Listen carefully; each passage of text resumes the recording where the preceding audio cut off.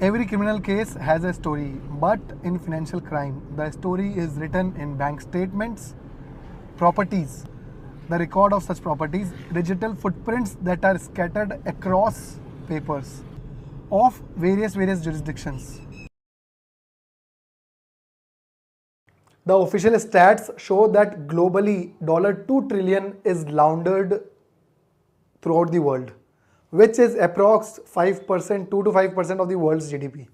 And out of those, $2 trillion figure is from the criminal proceeds, which is like a 10-year-old data. We personally investigated a case where a Nagar Nigam's official was earning a modest salary, but his children were studying in UK in a school, not in college, in a school, one of the most expensive schools of UK. Financial crime people rarely keep assets in their own name. They always have someone to own that asset or to use that asset or to give title of that asset. And they do it by creating complex structure. As per stats, 82% people utilize the offshore jurisdictions, utilizing UAE, UK or anywhere else which has good support to any kind of funds. And 64% employs professional intermediaries like some consultant company who will be the front face of it. I'll give you the link. 91% use nominees or strawmen. Strawmen are people who are representing them in their place. Like there was one Prime Minister of India.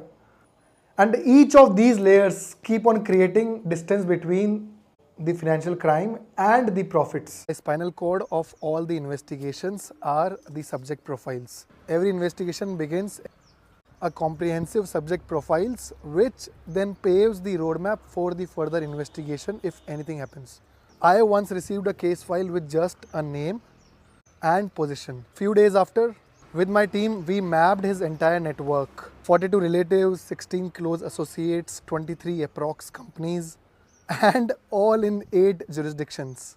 That's the power of systematic profiling. Every profile have these must things: complete biographical data, family associated and all the relatives associated to them, properties and business interest, all the communication channels that they have been using, and their digital footprints. How to follow this money trail, how to follow the breadcrumbs that are on the way. The most easiest thing, and that is why we are so good in this, is open source intelligence. We know that all the information available of you, me or anyone else is public anyways. To support this, there is a stat that 78% of the financial intelligence comes from publicly available information.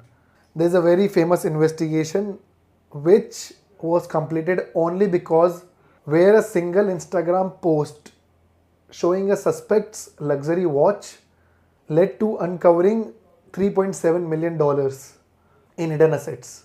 People forget that the internet remembers everything.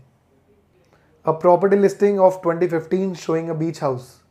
A corporate filing which was done before, which the company is currently inactive, but the directorship still has the person's name in it. A relative's social media boasting about your new car. These pieces create and complete the puzzle. So basically, to put it in a nutshell, open source investigation includes public records across multiple jurisdictions, social media analysis, corporate filings and annual reports, legal proceedings and documentations, and news and media reports. That is why the evidence matrix, building the actual case. Most of the financial cases and investigations fail not because for lack of evidence, but because of disorganized presentation. The evidence matrix that we have in our organization, which is a presentation format, which transforms the whole narrative of how to look at the investigation and what to pursue and what to not. We once received a case with 40,000 pages of documents. We then put it into the evidence matrix. Without the evidence matrix, it would have been impossible to explain that how the money moved via 7 companies into finally purchasing a property in 3 countries. How does the matrix mostly work is via this 4-point, which I'll summarize here, but we can understand that in the paid YouTube content. because of the restrictions to say what we want to. First is aligning the evidence with the specific legal elements. Second is identifying the exact gaps that are required in any financial investigation. Third is providing clear points for the prosecution. Fourth is transforming complexity into clarity. And the real impact, the cost of financial crime, which was 10 years ago data, is every year $1.6 trillion is lost to the corruption worldwide. From this stat, considering the US standards of education, water and hospitals, this money is brought back to the community because that is where it was taken from initially. It is easy to create a hospital which is of 1 million bed, fund the education of 3 million children and provide clean water to more than 40 million people from these funds. And this is US standards, which is way higher than any other country. Imagine the same amount put up back in India. The whole Indian economy is $3.5 trillion. As the times are changing, the three most challenging things in these investigations are: the first, cryptocurrency obfuscations; second, AI generated false documents; and third, cross-border jurisdiction compliances gaps. But every financial crime leaves traces. With systematic approaches, international cooperation and determined investigators like us, every case can be solved. And that is why we say, no matter how complex the scheme, money always leaves footprints. Our job is to follow them